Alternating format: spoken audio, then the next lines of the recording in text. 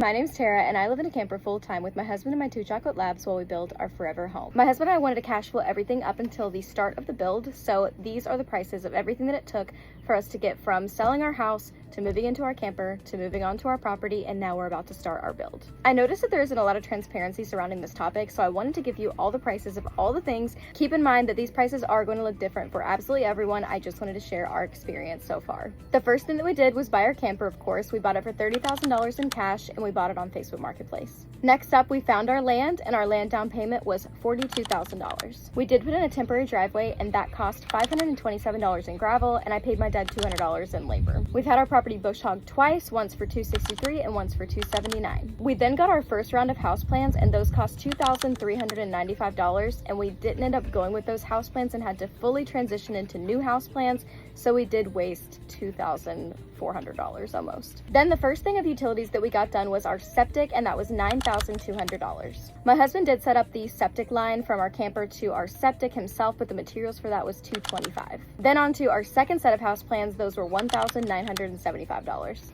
And then along with those plans, we had to put a deposit down on our construction, and that was $2,500. This next thing was kind of shocking and expensive, and that was our well and our well pump. We spent $28,775 on that. We then got a temporary electric service, and the pole was $250, and then we were told we can't run a camper on temporary electric, so we had to get a permanent electric pole for $2,880. Then for the electric company to run our lines was $275. Our electrician, labor, and materials to set up our pedestal and our well and all the conduit, all the things, was $1,825. In order to move out here, we did have to buy some camper accessories, and we are about 200 foot from our water and our electric, so extension cords and hoses were quite expensive, running up to $791 for all of those things. And then a cost that hopefully you won't run into, our AC went out literally the day we were allowed to move out here, and that cost us $1,045 to get fixed. Like I said, a lot of these costs you're not going to run into, or you may have lower or higher costs than us. We do live in Tennessee, if that helps,